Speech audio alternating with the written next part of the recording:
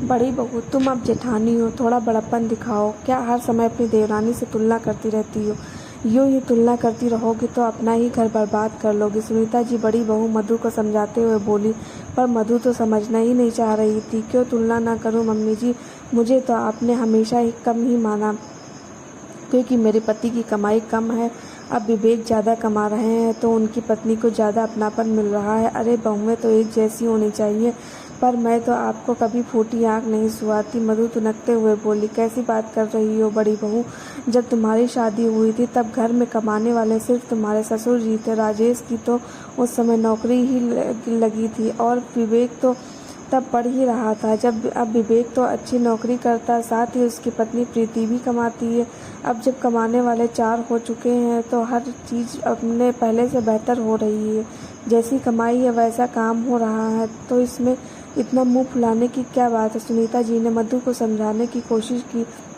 हाँ हाँ, सब समझ में आ रहा है मुझे कहना क्या चाहती हैं आपकी। अब मैं भी नौकरी करने लग जाऊं? अरे मेरे माँ बाप ने मुझे इतना पढ़ाया होता तो मैं भी नौकरी कर रही होती, पर नहीं, उन्हें तो मेरी ज़िंदगी बर्बाद करनी थी। जो ऐसे घर में मेरी शादी कर दी जहाँ बड़ी बहू को तो घर की नौकरानी समझा जाता है और छोटी बहू को सिर आंखों पर बिठाया जाता है। पैसा देखकर दोनों बहुओं के साथ व्यवहार होता है। बड़बड़ाती हुई मधु अपने कमरे में जाकर बैठ गई। सुनीता ने अपना सिर पकड़ लिया। आखिर जितना उसे समझाने की कोशिश करती वह समझना तो दूर की बात है, सुनना ही नहीं चाहती थी।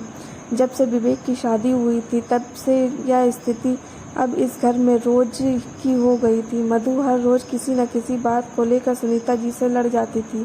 आज सिंजारे पर प्रीति के लिए लाई गई साड़ियों को देखकर मधु सुनीता जी से बहस कर बैठी। सिंजारे के कपड़े देखने के बाद मधु का मानना था कि सुनीता जी ने प्रीति के लिए सभी कपड़े महंगे रखे हैं, जबकि उसके लिए सस्ती सी साड़ियाँ रखी थी। जबकि चूड़ियाँ और मेकअप का सामान भी अच्छी क्वालिटी का था, उसे तो लोकल बाजार से खरीद कर भेजा गया था। सुनीता जी के परिवार में उनके पति सुरेश जी, बेटा राजेश और बहू मधु, उनकी 3 साल की बेटी परी, छोटा बेटा विवेक और छोटी बहू प्रीति थे।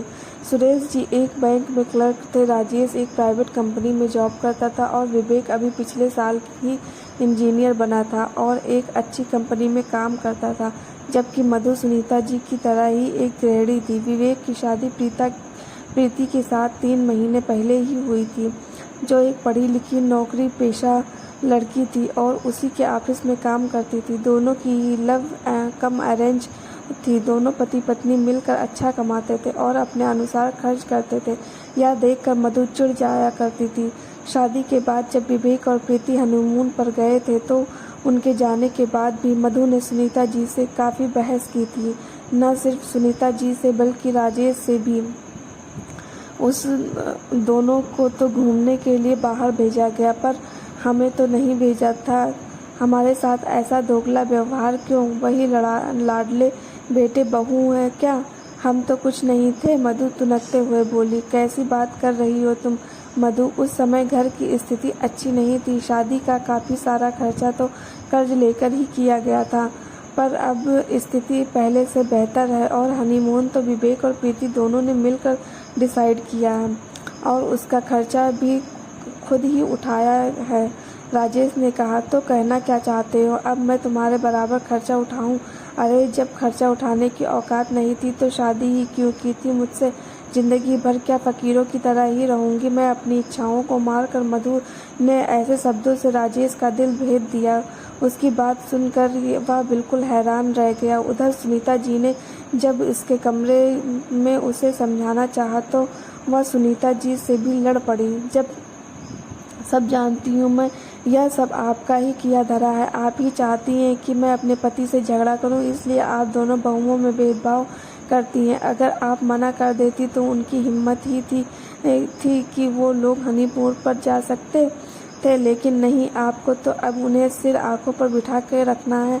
सारी पाबंदी तो हमारे लिए ही थी। सुनीता जी को पलट कर जवाब मिला तो वह चुप हो गई। आखिर जिसकी आंखों पर पर्दा पड़ा हो वह किसी की सुनेगा क्यों? इतनी जलन की भावना देखकर ही सुनीता जी हैरान रह गई। आए दिन कोई ना कोई बात को लेकर वह लड़ झगड़ रही थी और जब अब सिंजारे के कपड़ों के पीछे लड़ पड़ी। सुबह से शाम तक घर में कलह का माहौल ही रहा। ऐसा माहौल कि इसके बीच में मधु ने अपनी बेटी परी को संभालना भी मुनासिब नहीं समझा। पूरे दिन परी अपनी दादी के पास ही रही। शाम को जब सब लोग अपने अपने ऑफिस से घर आए तो भी माहौल बड़ा अजीब सा था। किसी की भी हिम्मत नहीं हो रही थी कि जाकर मधु को एक बार टोके तो सही। आखिर जब राजेश से रहा नहीं गया तो उसने बाहर बरामदे में आकर अपने ससुराल फ़ोन लगा दिया और अपने सास ससुर को मधु के बारे में सब कुछ बताकर घर पर बुला लिया। आखिर जब से विवेक की शादी हुई थी उसकी शादी और ज़िंदगी जी का जंजाल बनी हुई थी। आखिर कोई न कोई फैसला तो लेना ही था। आखिर कुछ देर बाद उसके मम्मी पापा उसके ससुराल पहुंच गए। अचानक अपने मम्मी पापा को घर पर देखकर मधु सुनीता जी की तरफ गुस्से से घूरने लगी। उसे अपनी मम्मी की तरफ ऐसे देखते देखकर राजेश बोला, मम्मी पापा को मम्मी ने नहीं, मैंने बुलाया, मुझसे बात करो। राजेश के कहते ही मधु उसकी तरफ देखने लगी। पूछ सकती हूँ क्यों? आज मेरे मम्मी पापा को ससुराल क्यों बुलाया गया है? एक तो आपका परिवार मेरे साथ इस तरह का दोहरा व्यवहार कर रहा है, दोनों बहुओं को एक जैसा नहीं समझता, और ऊपर से मेरे ही मायके वालों को बुलाया जा रहा है। आखिर गलत क्यों बर्दाश्त करूं मैं? मधु ने कहा, ऐसा क्या गलत हुआ है तेरे साथ, बताएगी मुझे ज़रा, मैं भी तो सुनूं। मधु की मम्मी बीच में ही बोली। आखिर मधु ने वही सारी बातें दोहरा दी जो वह अक्सर सुनीता जी और राजेश के सामने कहती थी। उसके मन में इतनी जलन की भावना देखकर उसके माता पिता भी हैरान रह गए। इतनी जलन की भावना, वह भी अपनी ही देवरानी से। ये दोनों जो कर रहे हैं अपनी मेहनत के दम पर कर रहे हैं। तेरे पति की कमाई से तो कुछ नहीं ले रहे हैं ना। और इतनी महंगी महंगी साड़ियाँ अगर सिंजारे में देने के लिए आई हैं तो अब घर की स्थिति बेहतर हो चुकी है और उसके लिए भी पैसा उसका पति और ससुर दे रहे हैं। तुझे ऐतराज़ क्यों है? तेरे लिए भी तो चीज़ें आई थी, उसमें तेरे पति और तेरे ससुर की मेहनत की कमाई थी, फिर फ़र्क कहाँ है हुआ? तू तो देवरानी से बड़ी है ना, थोड़ा तो बड़प्पन दिखाती। छोटी छोटी बातों को लेकर लड़ पड़ी। मधु की मम्मी ने कहा, और बेटा, किसी की बेहतर स्थिति को देखकर अपने आप को कमतर क्यों समझती हो? ये दोनों जॉब करते हैं तो अपने अनुसार खर्च कर लेते हैं। अगर तुम्हें राजेश की कमाई कम लगती है तो तुम भी थोड़ी मेहनत करो, भला तुम्हें किसने रोका है? मधु के पापा ने कहा, वाह पापा, आपने मुझे इस लायक बनाया भी है। 12th के बाद मुझे पढ़ने ही कहाँ दिया, घर के काम सिखाकर शादी करवा दी आपने। मुझे मौका दिया होता तो मैं भी शायद कुछ होती। मधु अपने पापा से बहस करते हुए बोली, चुप कर, तुझे हमने रोका था क्या पढ़ने से? तुझे तो खुद पढ़ने का शौक़ नहीं था। जैसे तैसे राम राम करते तो तेरी स्कूल की पढ़ाई पूरी हुई थी। तुझे तो बस टीवी दिखवा लो या फिर अपनी सहेलियों के साथ घुमवा लो। जब तुमने खुद मेहनत नहीं की तो अपने माता पिता पर इल्ज़ाम लगाने का भी हक नहीं है। कुछ बेहतर पाने के लिए खुद को भी मेहनत करनी पड़ती है। माता पिता बच्चों का भाग्य नहीं लिख सकते।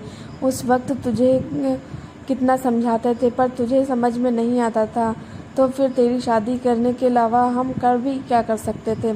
मधु की मम्मी ने उसे डांटते हुए कहा तो उसने अपनी नज़रें नीचे कर ली, पर उसकी मम्मी ने अपना बोलना बदस्तूर जारी रखा।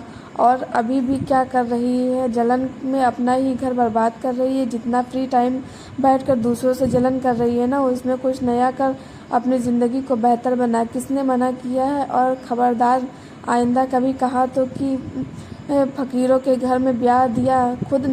खुद में कोई हुनर नहीं है और ख्वाब आसमानों के देख रही हो। अपनी मम्मी की लताड़ सुनकर मधु चुप हो गई, लेकिन सुनीता जी ने अपना फैसला सुना दिया। लेकिन समदन जी, मैं किसी की भावनाओं को दबा नहीं सकती। अगर एक बार जलन और ईर्ष्या की भावना किसी के लिए मन में घर कर जाए तो वह कभी जाती नहीं। बेवजह इन लोगों की ज़िंदगी में परेशानी हो, उससे बेहतर है कि मैं खुद ही अपने दोनों बेटों को अलग कर दूं। मैं नहीं चाहती कि मेरे घर में आज जो हुआ है वह दोबारा हो। दोबारा हमें अपनी बहुओं के मायके वालों को इस तरह से यहाँ बुलाना पड़े। बाद में पछताने से अच्छा है कि वक्त रहते ही फैसला कर लो। आखिर सुनीता जी के इस फैसले का किसी ने विरोध नहीं किया। आखिरकार एक सप्ताह के अंदर ही राजेश और मधु को घर का ऊपर वाला पोर्शन दे दिया गया, जबकि सुरेश जी और सुनीता जी अपने छोटे बेटे बहू के साथ नीचे वाले पोर्शन में ही रहे। अब मधु सिलाई सेंटर चल जाती है सिलाई सीखने के लिए और उसके पीछे सुनीता जी ही उसकी परी को संभालती हैं। धन्यवाद दोस्तों।